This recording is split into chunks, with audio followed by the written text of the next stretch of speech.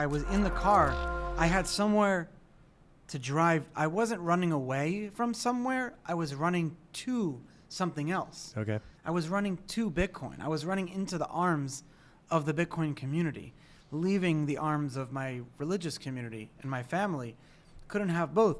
So as soon as I left that day, I literally went to a Bitcoin meetup, and it was like Rosh Hashanah. It was the day of the Jewish New Year, and it was the day I left. It was the holiest day of the year, and I left that day because my parents and everyone were going to be in synagogue. And the Bitcoin meetup ended up doing it at Cat's Deli that night, like to be nice and to like they recognized the Bitcoin community in New York, which was just a couple of dozen of us. We got pastrami sandwiches and we did the meetup there. And then when I was on house arrest, the Bitcoin community came to my house, and they came over every day. It was like a beautiful thing, and they came over and took care of me. And the Bitcoin community has never turned back on me. Awesome. Yeah, it was beautiful. Early Bitcoin, we'll wrap this up here soon, but early Bitcoin, very few financial people, it sounds like. Yeah. Other than maybe Max Kaiser. I mean, were there any other big it's good Wall Street related people involved in this movement early on? Max still wasn't the prim and proper Wall Street type person that we were getting at. Max still, yeah. was like also a disenfranchised person, but Max knew the truth because Max Kaiser had a huge following and had a TV show and was able to gave Bitcoin a rallying cry. Mm-hmm. So there was a guy, Mark Edge and Ian Freeman, who had this Free Talk Live radio show that was very big in the libertarian circles. They also deserve a lot of credit. Man, how am I going to do this book? There's so much. There's so... I don't know if you read Howard Stern's autobiography, but it's like 3,000 pages. But it's the easiest read ever, but it's like this big. Uh-huh. And it's amazing. But it's like... Mine's going to be like that too. But yeah, Mark, those guys, there were so many early media people that really did it. Max Kaiser... Mark Edge, you had the early Bitcoin conferences, and they came and they talked about it. But it was different because we had no use cases to prove it out yet.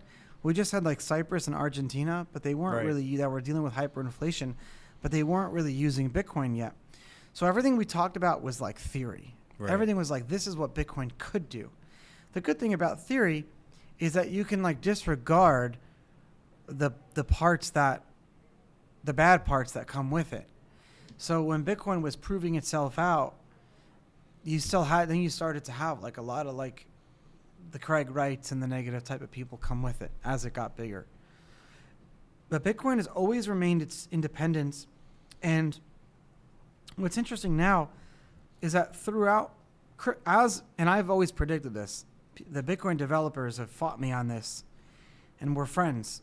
A lot of these early Bitcoin developers. I've always held firm that crypto growth will always lead to Bitcoin growth, because people who find out about Bitcoin, when they find out about Dash or Ethereum or all these different cryptos, eventually they find out about Bitcoin and they because being a Bitcoiner is the only way you can rationalize working in the crypto space.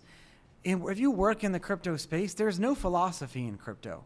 It's just smart contracts. It's decentralized applications. It's tokens. It's DeFi, and it's amazing. But if you don't build those things with the principles and the philosophy of what Bitcoin gave us, then what are you doing? What you're doing? All those amazing crypto companies that are out there right now that are growing and doing amazing things, all take some ethos of Bitcoin and a hard sound money, scarcity, decentralized governance, DAOs. DAOs were invented because of Bitcoin, because decentralized autonomous organizations. There's a thing there. We want to have a governance where no centralized authority could take our money or take our data or reverse it. I mean, that's a Bitcoin philosophy. Right.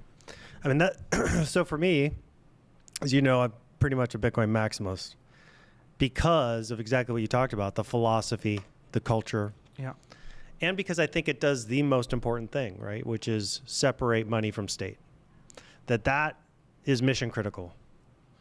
So I've aligned myself with that network because I think it's the one that makes the difference, that would create the fertile ground for other things to rise up from. That's that's the same really philosophy that I have, except I don't mind which one they go into first. Right. Now, obviously, Barring scams. that's the problem, is we've never figured out a way to teach people how to tell the difference between, like, I've, and this is a personal failure of myself, I've not armed enough people with the resources to, like, go out and learn on their own. I spent the last 4 years working for a company where I had like 80,000 subscribers, where I was doing it for them. And my subscribers will come up to me and my members, and I'm very happy about what they understood. But I also was a little bit saddened that they didn't have the ability to learn on their own. And so that's what I'm going to spend the next year doing, creating that army again. It's a tricky thing. I mean, I've told this story a number of times. I found Bitcoin first. From Bitcoin, I start to grok blockchain. I start to buy every coin imaginable, most of which are irrelevant today. Almost they all are, to be honest. Right. And so to me, it's all just all activity I did that led to having less Bitcoin. And although the lessons were valuable, I learned the lessons through the pain of not having the Bitcoin today. Right. And that's always been what I try now to convey to other people coming into this space is, and you need to understand Bitcoin through and through. You need to be fully immersed in the Bitcoin movement before you make any other decision to go in any other direction. Because without that grounding in Bitcoin, you won't have the ability to discern. I think I ran through Bitcoin too fast, right? I went Bitcoin, blockchain, change the world, changes everything. It could be for data, it could be for ID, it could be for, right? You looked at it too linearly, maybe. Yeah. Right, and I looked at, and you look at it without this understanding of that, and none of this other stuff will function until we've removed money from state. Because right, like even today, like let's just right today with the Lightning Network.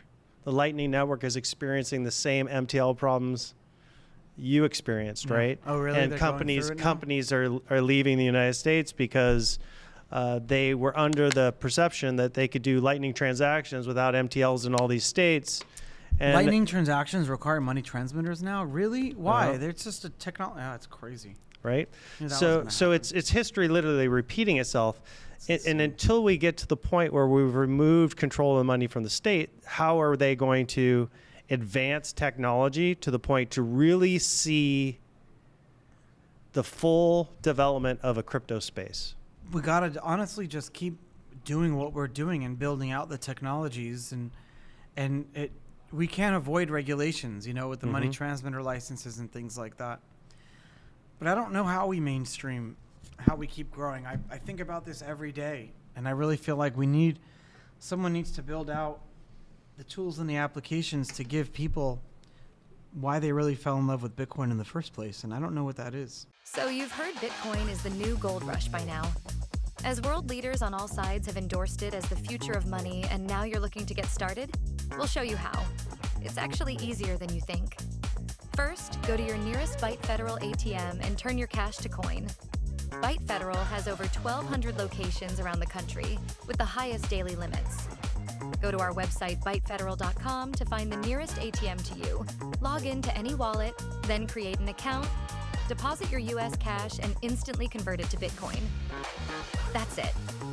We are the only US manufacturer and operator in the Bitcoin ATM industry, and our US-based live customer service is second to none. Go on, give it a whirl, and don't get left behind. Click the link below.